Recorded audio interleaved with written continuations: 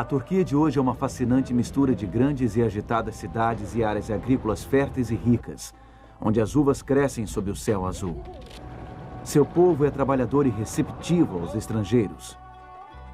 Os turistas vêm aqui para conhecerem cidades da história bíblica ou para percorrerem locais que um dia dominaram a paisagem da antiga Anatólia.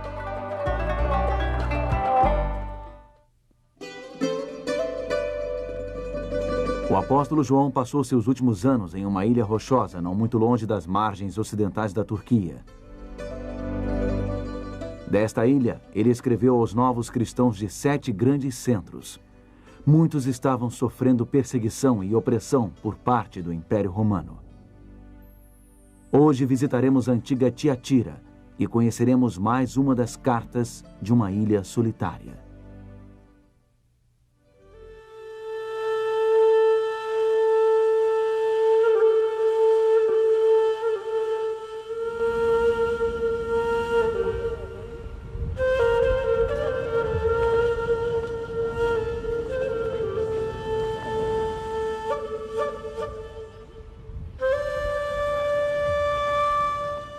Istambul é uma cidade impressionante. Cercada por muitas águas, ela possui um porto muito movimentado. Ela possui também uma das histórias mais ricas do mundo. Nesta cidade de 2.000 mesquitas, poucos visitantes poderiam supor que Istambul, antes conhecida como Constantinopla, foi o centro do mundo cristão por aproximadamente 1000 anos. Mas Constantinopla, com toda a sua glória, foi vencida. O trágico destino desta cidade tem algo a nos ensinar, muito importante, sobre sobrevivência espiritual hoje.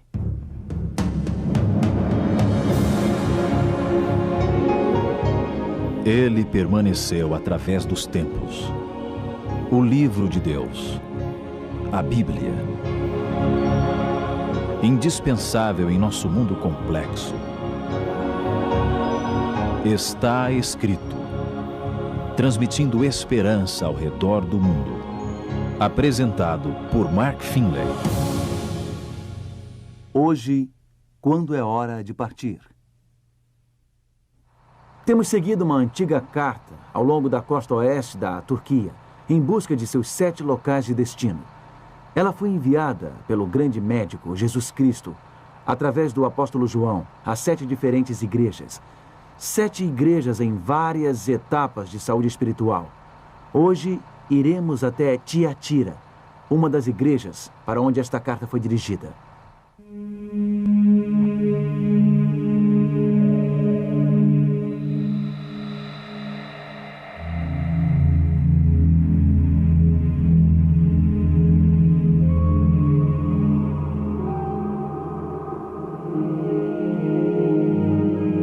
Hoje, tudo o que resta deste antigo centro comercial são estas pilhas de pedras e alguns pedaços de mármore e colunas coríntias.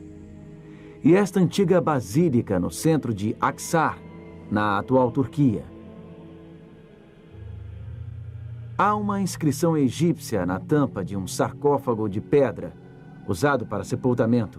Este é praticamente o único objeto conhecido que menciona, de forma específica, o nome Tiatira. O apóstolo João enviou a mensagem de Cristo a Tiatira, da ilha de Patmos, onde ele ficou exilado. Tiatira era uma comunidade próspera, um importante centro de comércio e indústria. A cidade ficou famosa por seus poderosos grupos de tecelões e tintureiros de lã. A primeira convertida de Paulo em Filipos foi uma mulher de Tiatira, uma comerciante de tecidos púrpuros chamada Lídia. É assim que a mensagem a Tiatira começa, registrada em Apocalipse, capítulo 2, e versículo 19. Conheço as tuas obras, o teu amor, a tua fé, o teu serviço, a tua perseverança e as tuas últimas obras, mais numerosas do que as primeiras. Primeiro, há um comentário encorajador. Cristo valoriza o amor e a fé desses crentes. A carta começa com encorajamento, porque o grande médico tem uma notícia difícil a dar. Os crentes em Tiatira terão de enfrentar algumas duras escolhas.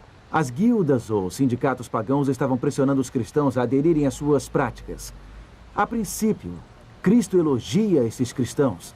Ele diz o seguinte: vocês têm crescido, isto é bom, mas para continuar crescendo, Ele acrescenta, vocês terão de aceitar alguns duros fatos. Terão de lutar pela verdade. A comunidade de fé em Tiatira, em algum momento, parou de crescer e desapareceu. Por quê? Vamos observar o diagnóstico dado em Apocalipse, capítulo 2, continuando com o versículo 20. Tenho, porém, contra ti o tolerares que essa mulher, Jezabel, que a si mesma se declara profetiza, não somente ensine, mas ainda seduz os meus servos a praticarem a prostituição e a comerem coisas sacrificadas aos ídolos. Dei-lhe tempo para que se arrependesse. Ela, todavia, não quer se arrepender da sua prostituição. Jesus, através de João, está usando uma linguagem simbólica aqui. Ele está falando sobre uma ameaça em especial, uma doença em especial que estes crentes enfrentavam. E ele usa a imagem de Jezabel. Jezabel foi uma rainha má nos tempos do Velho Testamento que levou o povo de Israel à idolatria. Ela os afastou da devoção ao Deus do céu. Ela os levou a práticas sexuais imorais que faziam parte de vários cultos de fertilidade pagãos. Então a mensagem aqui é a seguinte: algo está acontecendo em seu grupo, em sua igreja, em sua própria congregação, que está afastando as pessoas da verdade, afastando-as da retidão, afastando-as da adoração genuína, da devoção saudável. Bom, toda comunidade de fé tem seus problemas, é claro. Nenhuma igreja é perfeita.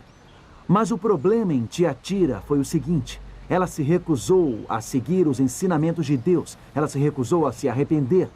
Foi-lhe dado tempo, mas ela continuou agindo de forma imoral. Este foi o problema que o grande médico revelou. Líderes equivocados foram confrontados. Houve uma firme intervenção. A verdade foi apresentada. Foi mostrado diversas vezes às pessoas que o que elas estavam fazendo era perigoso, que o que faziam era contrário à fé em Cristo. Mas os problemas continuaram. A imoralidade, o afastamento da palavra de Deus e da verdade continuou. A transgressão religiosa continuou.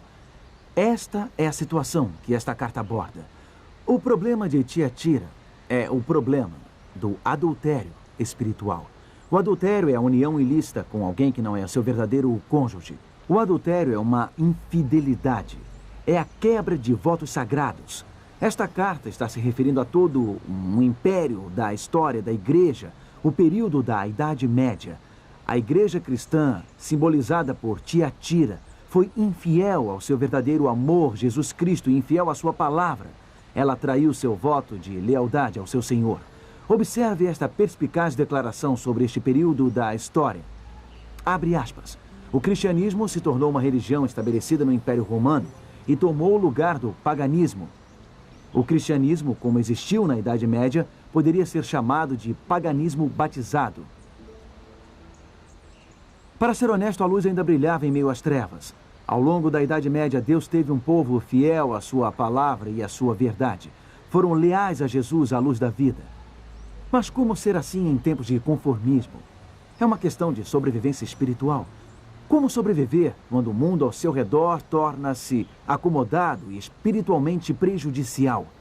Como sobreviver quando a sua comunidade de fé, a sua igreja, torna-se espiritualmente doente? Talvez seja um grupo que tenha lhe apoiado no passado. Talvez você tenha encontrado a Cristo ali. Talvez seja uma igreja que você preze, você a conhece desde criança. Você deseja tanto que ela melhore, mas ela só fica cada vez mais doente espiritualmente. O que você pode fazer?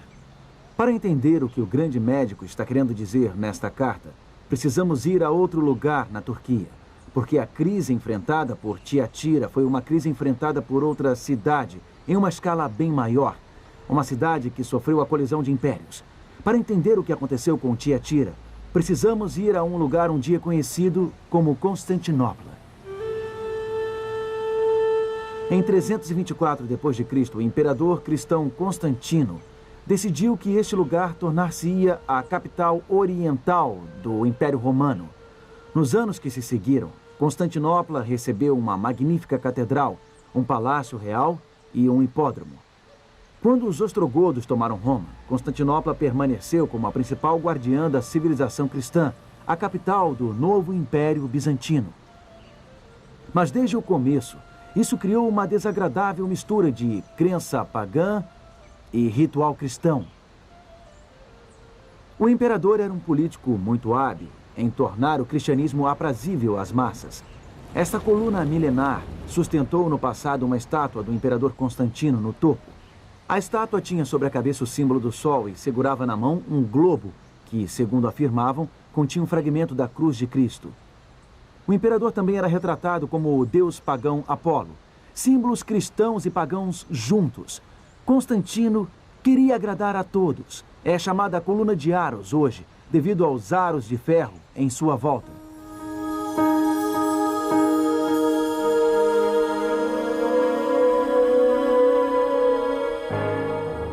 Este edifício no centro de Istambul é um monumento ao passado milenar. Recentemente tem sido usado como mesquita e podemos ver os minaretes característicos nos 4 cantos. Mas um dia, esta foi a catedral mais imponente de toda a cristandade, a Santa Sofia, a Igreja da Santa Sabedoria. Vamos olhar por dentro.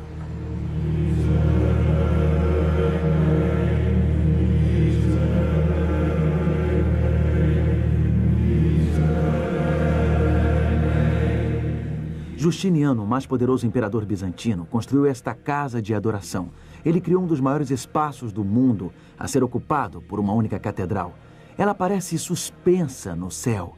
Cada som neste lugar ecoa intensamente até os cantos mais remotos da igreja, até as suas galerias resplandecentes. Nos dá a sensação de que Deus ouve, Deus escuta cada oração que é levantada aqui. E a imensidão desta grande catedral sugere um Deus do céu e da terra infinito e ilimitado. A Santa Sofia foi uma eloquente declaração de fé, mas foi apenas uma das declarações que Justiniano e outros imperadores vieram a fazer.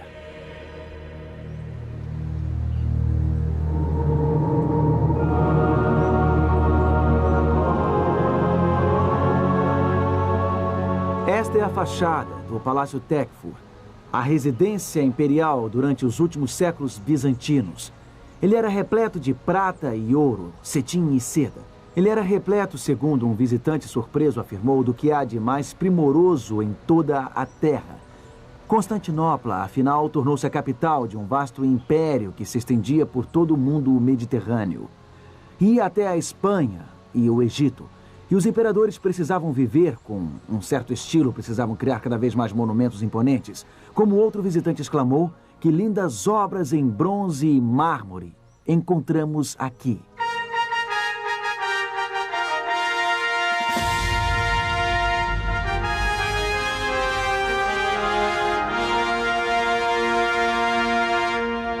Aqui é onde ficava o hipódromo, um imenso estádio para corridas de carruagens, construído para competir com o Coliseu de Roma. Os cidadãos de Constantinopla lotavam este local para assistir seus heróis competirem. Cada carruagem era apadrinhada por um certo grupo, e esses grupos viravam facções e, posteriormente, milícias. As duas dominantes, as azuis e as verdes, tornaram-se cruéis e violentas. Este povo sabia como conduzir complicados debates teológicos. Vários importantes concílios da igreja realizaram-se em Constantinopla. Eles discutiram sobre a natureza da Trindade e o status de Cristo aqui. Um clérigo visitante escreveu o seguinte: se você perguntar o preço de um pão, receberá a seguinte resposta: o pai é superior e o filho inferior. Se você perguntar, meu banho está pronto? A atendente responderá que o filho nasceu de um milagre. Os habitantes daqui entendiam muito de teologia mística. Eles eram capazes de repetir seus credos facilmente, mas no momento seguinte podiam gritar "Mate-os!" aos seus rivais aqui no hipódromo. Algumas das edificações mais refinadas de Constantinopla foram queimadas e destruídas durante os motins em função dos altos impostos de Justiniano. Ele precisava de cada vez mais dinheiro para construir seus monumentos. Os azuis e os verdes levaram sua indignação às ruas. Eles destruíram até mesmo a igreja, que mais tarde foi reconstruída, como a Santa Sofia. Justiniano, no entanto, conseguiu trazer a facção azul de volta para o seu lado. Após isso, ele mandou matar 30.000 pessoas da facção dos verdes, bem aqui, neste hipódromo. Durante muito tempo, esta cidade ancorou uma combinação de teologia intelectualizada e violência exagerada. A doutrina sofisticada e a crueldade assustadora tornaram-se estranhas aliadas. Elas se uniram aqui, em Constantinopla. Uma outra coisa estava acontecendo aqui que afetaria tremendamente esta capital bizantina. Esta cidade no Estreito de Bósforo, situada entre a Europa e a Ásia. Os turcos otomanos tornaram-se uma força dominante. Eles estavam criando seu próprio império. E este Império Otomano começou a devorar o Império Bizantino. Os cristãos em Constantinopla estavam bem protegidos contra ataques terrestres e marítimos. Eles sentiam-se muito seguros por trás das fortificações que incluíam uma linha de 3 muralhas maciças. Eles se orgulhavam dos grandes monumentos que haviam construído para Deus em sua grande catedral. Afinal de contas, o altar era uma laje de ouro maciço, crivado de pedras preciosas. Nenhuma despesa foi poupada neste prédio que exigiu 5 anos de impostos do Egito. Constantinopla era uma cidade muito rica, mas sua energia estava acabando. Sua população estava diminuindo. Seu poder estava enfraquecendo. Sua vida espiritual estava secando.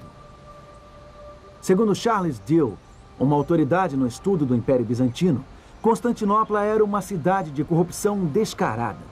Ele escreveu que no início do século VI, absurdos vícios eram praticados à luz do dia. Crianças prostitutas, sacerdotes viciados em jogo, uma população envolvida em espetáculos sangrentos no hipódromo. As pessoas daqui idolatravam seus prédios religiosos, mas havia muito poucos sinais de um reavivamento espiritual. Finalmente, os turcos otomanos sitiaram esta cidade. Eles trouxeram uma bateria de canhões para destruir as muralhas. Trouxeram 12.000 soldados de elite chamados janízaros para transporem as defesas. Em 1453, os turcos tomaram Constantinopla. A cidade foi devastada. Muitos cidadãos foram massacrados. Era o fim do poderoso Império Bizantino. Na verdade, Constantinopla já estava condenada há várias décadas. Os sinais estavam em toda a parte. A decadência interna era clara. Já havia definhado há muito tempo. Esse terrível massacre poderia ter sido evitado. Mas é claro, era muito difícil abandonar esta estimada cidade. Abandonar o lar. Era difícil abandonar estes belos monumentos. Era difícil abandonar esta magnífica catedral. Até o último momento, muitos habitantes de Constantinopla acreditaram que Deus interviria milagrosamente em favor deles. Afinal, eles não estavam lutando contra os inimigos da fé cristã? Este é o perigo ao qual Jesus se referiu. Nesta mensagem em Apocalipse, esta mensagem aos crentes em Tiatira, ele estava dirigindo-se a crentes sitiados que sentiam-se ameaçados pelo vasto Império Romano. Ele estava dirigindo-se a crentes posicionados nas muralhas com suas armas apontadas para fora. E ele lhes disse: vejam o que está ocorrendo dentro de vocês. É uma doença espiritual e não está melhorando. Vejam em Apocalipse capítulo 2, e versículos 22 e 23. Lembre-se de que Jesus está usando a figura de Jezabel, a rainha corrupta que levou o antigo Israel à idolatria. E é isto que ele diz: eis que há prostro de cama, bem como em grande tribulação os que com ela adulteram, caso não se arrependam das obras que ela incita. Matarei os seus filhos e todas as igrejas conhecerão que eu sou aquele que sonda mentes e corações. Pode parecer um julgamento cruel, mas lembre-se, Jezabel é uma figura simbólica. O que o grande médico está tentando dizer aqui através do apóstolo João? Ele está tentando tornar o povo de Tiatira ciente de sua doença. O problema não é um simples resfriado. O problema não é uma simples gripe que passará em alguns dias. É um equivalente espiritual a um câncer.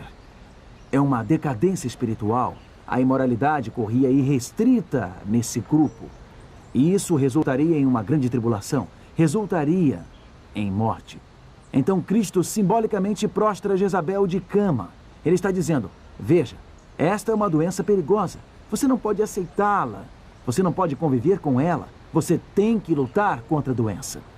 Jesus continua a falar sobre isso em Apocalipse capítulo 2 e versículos 25 e 26. Então somente conservai o que tendes, até que eu venha. Ao vencedor que guardar até o fim as minhas obras, eu lhe darei autoridade sobre as nações. O desafio é conservar o que você tem, a fé que você tem. O desafio é manter uma fé saudável, que lhe fortaleça, que produza frutos para a causa de Cristo.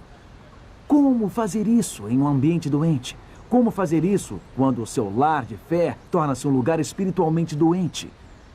Bom, não existe apenas uma resposta para todas as situações, é claro. Não existe uma regra que se aplique a todos os ambientes espirituais. Portanto, o grande médico, nesta carta, não estabelece uma lei para todos, mas podemos ver um princípio muito importante, bem no início desta carta.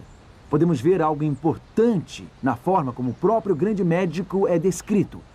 Vejamos Apocalipse, capítulo 2 e versículo 18. Estas coisas diz o Filho de Deus, que tem os olhos como chama de fogo e os pés semelhantes ao bronze polido. A forma como Jesus é descrito em cada uma das 7 cartas do Apocalipse está ligada ao conteúdo de cada mensagem. Aqui vemos Jesus com os olhos como chama de fogo. O que isto sugere? Sugere alguém cujo olhar penetra profundamente. Sugere um olhar que atravessa a aparência, que atravessa a máscara, um olhar que alcança o coração. Eu creio que o grande médico esteja nos dizendo: abra seus olhos. Veja o que está acontecendo ao seu redor. Não faça vistas grossas por estar acostumado. Não faça vistas grossas por estar olhando para a triste situação do lado de fora. Esta foi a tragédia de Constantinopla. Eles se apegavam aos seus hábitos religiosos, se apegavam às suas formas de religião, mas seu poder havia desaparecido. Existe algo mais que vemos na descrição de Jesus nesta carta. Seus pés são como bronze polido. O que isto sugere? Para mim, sugere que Jesus é capaz de dar passos firmes, de dar passos decisivos. Onde ele pisa, a terra estremece. Amigo, às vezes precisamos dar passos firmes. Às vezes precisamos dar passos decisivos. Às vezes é a hora de partir. É hora de seguir a Cristo e a verdade. Os cidadãos de Constantinopla tiveram muitas evidências de que era hora de partir, mas eles não conseguiram ver isso. É até compreensível que eles quisessem permanecer em seu estimado lar, que um dia havia sido o centro da civilização cristã. E nós podemos ter motivos, bons motivos, para nos apegarmos às nossas raízes religiosas, tradições, hábitos que nos acompanham a vida inteira. Mas às vezes um lar pode tornar-se um lar doente. Às vezes um lar pode tornar-se um lar destrutivo e cruel. E nós temos que saber o momento de partir. Não podemos simplesmente fechar os olhos e nos escondermos atrás dos muros. Não podemos apontar nossas armas para o que está do lado de fora. Às vezes, precisamos reconhecer que a tribulação e a morte ocorreram lá dentro, que a falsa tradição ocupou o lugar da verdade. Às vezes, precisamos partir. Acima de tudo, não queremos ficar presos ao que é familiar, até que a doença ao nosso redor resulte em morte. Nós não queremos ficar presos ao que estamos acostumados. Não queremos que nossas vidas espirituais sejam sacrificadas porque não conseguimos nos mexer, não conseguimos partir. Talvez você esteja se perguntando o que aconteceu aos crentes sinceros aqui em Tiatira. Será que eles acordaram antes que Jezabel os subjugasse? Ou eles ignoraram as evidências até ser tarde demais? Por favor, lembre-se de que o bom Pai do céu está operando neste momento para a sua saúde espiritual, para a sua cura espiritual. Ele quer poder lhe dizer: conheço as tuas obras, o teu amor, o teu serviço e a tua fé. Ele quer que você cresça espiritualmente na palavra. Então não permita nenhuma outra lealdade atrapalhar esse relacionamento com ele. Não permita nenhuma falsa sensação de obrigação lhe manter em um lugar que ensine o contrário da palavra de Deus. Você pode seguir os decisivos passos de Cristo, cujos pés são como bronze polido. Você pode crer que ele lhe mostrará um lugar melhor. Ele o levará a um lugar de liberdade. Ele o levará a um lugar onde você poderá crescer espiritualmente e ser alimentado por sua palavra. Então eu lhe convido neste momento a assumir um compromisso. O compromisso de ir aonde Cristo o levar. Assuma o compromisso de ir aonde a verdade o levar. Aonde a palavra de Deus o levar. Talvez você possa produzir frutos onde você está. Talvez precise sair da cidade. Se afastar de uma situação destrutiva que não esteja em harmonia com a palavra de Deus, que é a verdade. Então olhe para onde está, com os olhos de Jesus. Veja pela sua perspectiva. Eu lhe prometo que você está seguro, seguindo a direção de Cristo. Eu lhe prometo que Ele o levará a um lugar onde você se sentirá bem. Um lugar onde você será alimentado por sua palavra. Vamos orar. Enquanto você assume o compromisso bem agora de seguir a Jesus e de seguir a sua verdade. Querido Pai, obrigado por se importar tanto com a nossa saúde espiritual. Obrigado por abrir os nossos olhos para coisas que podem nos prejudicar. Ajude-nos a seguir-te decididamente, ainda que signifique deixar nosso lugar de conforto, que signifique fazer mudanças difíceis a fim de seguir a Jesus e a verdade. Agradecemos por tua direção, cuidado e proteção. Oramos em nome do nosso Senhor e Salvador Jesus Cristo. Amém.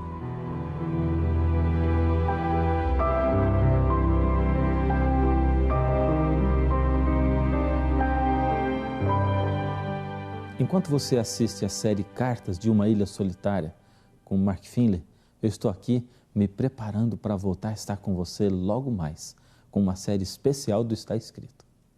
Se a gente não decidir de fato, Deus tem como agir em você, para você sair desse poço?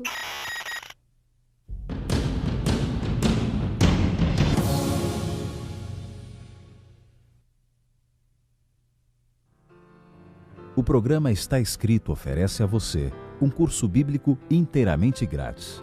Este curso vai auxiliar você em seus estudos e o ajudará a encontrar respostas para suas mais intrigantes perguntas. Peça agora mesmo o curso bíblico A Bíblia Ensina.